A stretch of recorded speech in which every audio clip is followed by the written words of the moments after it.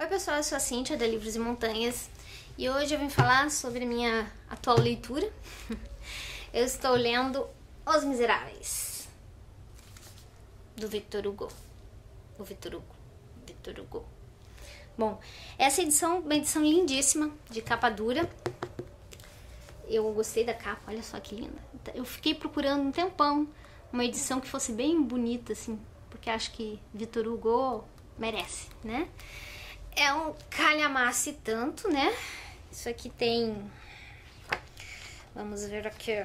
São 1509 páginas. Super pouquinho, né? Ele vem com esse marcador de fitinha que eu adoro. Acho maneiro. E o mais legal é que são duas. Então você pode marcar aonde você tá e até que ponto você quer ler, por exemplo. Eu tenho marcado de 100 em 100 páginas. Vocês podem ver, eu tô quase na metade. Mas é um livro extremamente rico, né, em história. Eu ainda, claro, não li o livro todo, né, mas tem uma particularidade nesse livro que me deixa nervosa. Porque o Victor Hugo, ele tem mania de começar a contar a história dos personagens e, de repente, ele para de contar a história do personagem e começa a contar uma parte da história da França. Não acredito.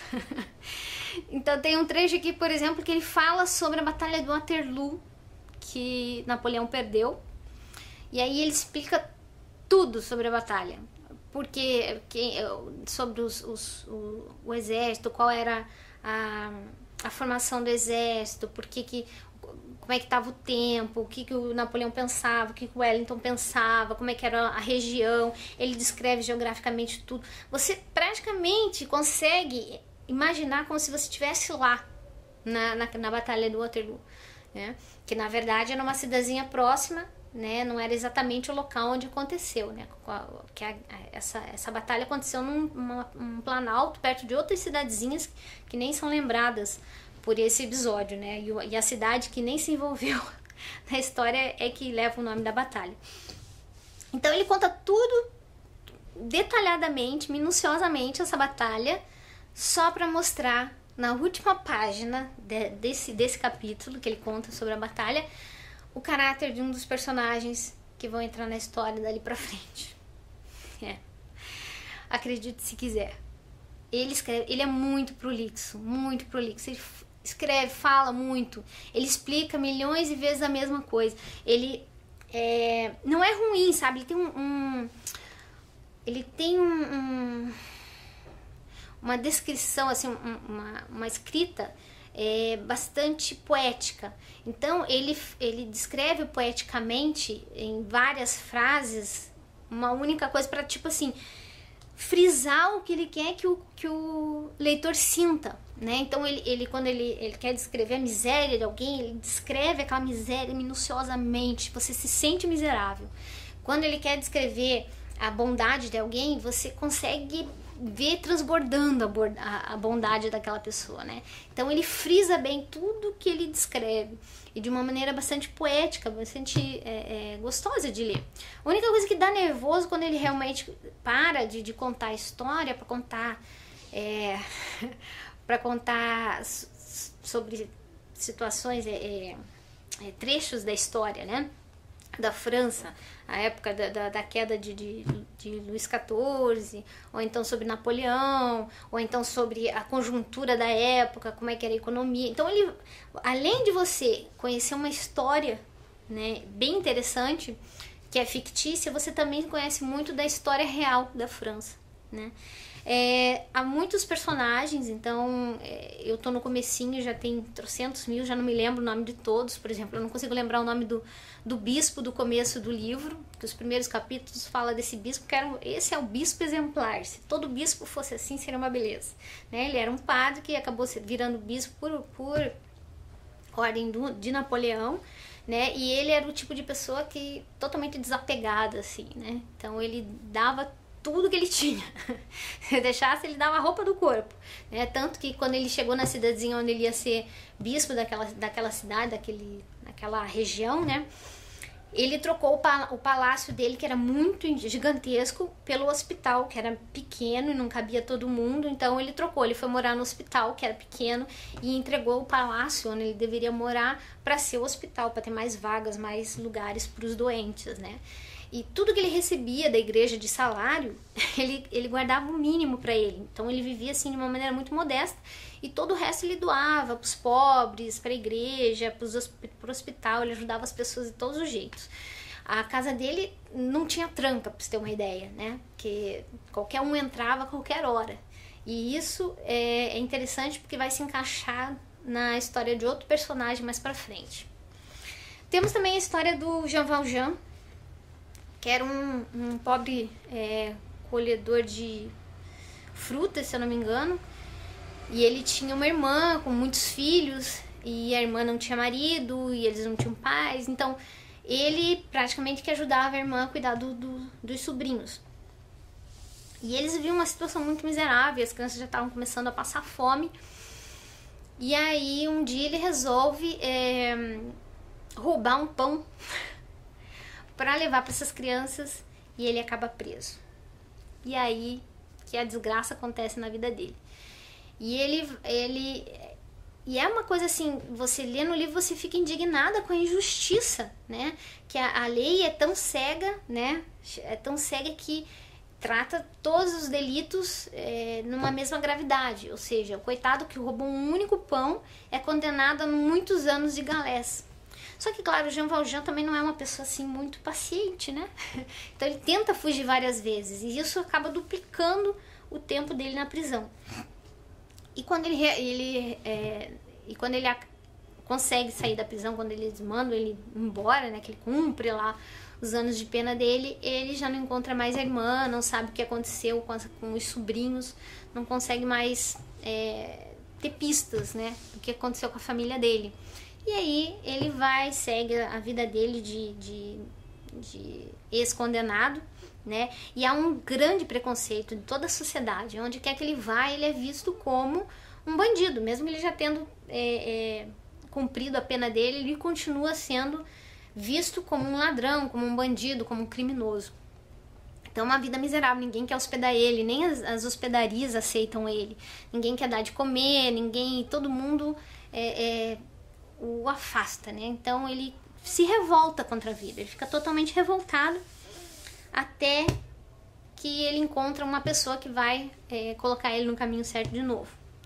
E aí ele começa a prosperar, ele vira prefeito de uma cidade, e tal, e tal, e tal.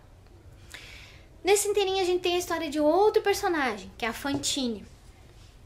A Fantine é uma pobre moça que, iludida, né, por um playboyzinho, acaba grávida e sozinha, que o cara cai fora, não quer nem saber, né? Ele nem fica sabendo que ela ficou grávida, e ela se vê sozinha e não sabe mais o que fazer, né? Como é que ela vai viver grávida e trabalho difícil, já não consegue se sustentar.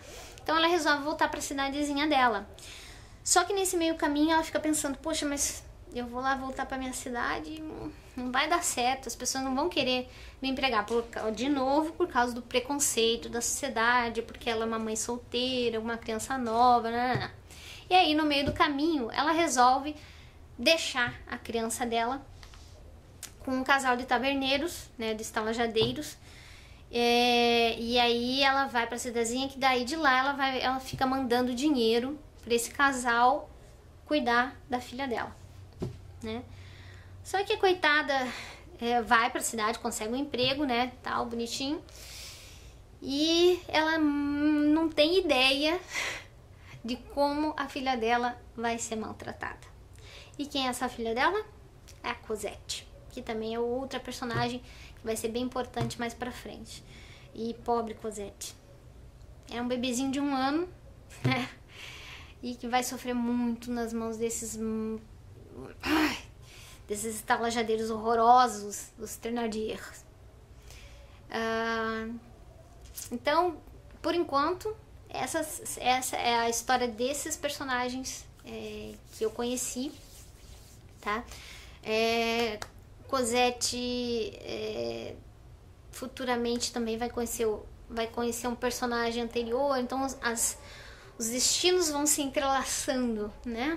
Então é bem interessante. Eu não vou contar mais, porque eu acho bem legal, assim, vocês lerem e verem como que a coisa se entrelaça, quem é quem, como é que acontece, como é que eles se cruzam, é muito legal. Mas é uma história triste, doída, então que você fica ali com o coração na mão. Tinha horas que eu ficava assim, não acredito que vai acontecer isso, não acredito, que você vai meio que premeditando que vai acontecer aquilo, e ai, é desesperador, né? A descrição do Victor Hugo é fantástica. É um livro, apesar da prolixidade dele, dos trechos que numa adaptação com certeza seriam excluídos, né, que não vão fazer muita diferença para a história. Mas mesmo assim é interessante, porque no começo eu fiquei indignada. Quando ele começou a contar sobre a Batalha de Waterloo, eu falei, não acredito que você vai fazer isso comigo. Mas aí ele descreve de uma maneira tão gostosa que você começa a se interessar pela batalha, né? E aí você começa a descobrir números e coisas e você vê que realmente foi uma batalha bastante sangrenta e tudo mais. Então é história, né? Então é muito interessante. Eu que adoro história, né? Eu acabei me apaixonando.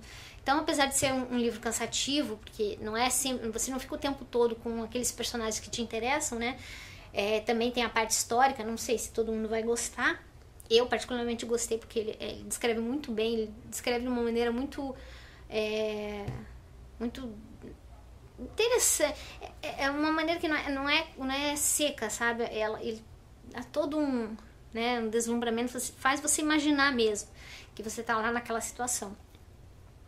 E você se alegra em vários momentos, né, com as alegrias dos personagens, em outros você sofre junto com o personagem, você sente a miséria daqueles personagens, e aí quando acontece uma coisa boa, eles sofreram tanto que qualquer coisinha boa que acontece é simplesmente fantástico. Então, por enquanto essa está sendo a minha leitura, então eu praticamente não estou lendo mais nada junto, a não ser o Aborsin, que eu estou lendo no Kindle de vez em quando, mas eu estou me dedicando mais a essa leitura, porque realmente é uma leitura bem grande, né? Bem grandinha. Certo?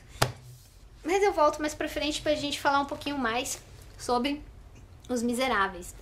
E eu tô esperando também que vai lançar, tá sendo lançado nas bancas uma coleção de clássicos em quadrinhos, e se eu não me engano, nessa coleção tem Os Miseráveis em quadrinhos, então eu tô doida pra que chegue essa edição, e depois eu quero ler também a edição em quadrinhos, certo? Então aqui, ó, um clássico super, hiper, mega indicado, acho que é um dos melhores clássicos que eu já li até hoje, pelo menos até agora, até o momento, né? Não sei o que vai acontecer no final, mas sei que é um livro triste, então eu fico sempre preparada para grandes emoções quando eu leio Victor Hugo, ok? Então é isso, galera. Um grande beijo e até o próximo vídeo.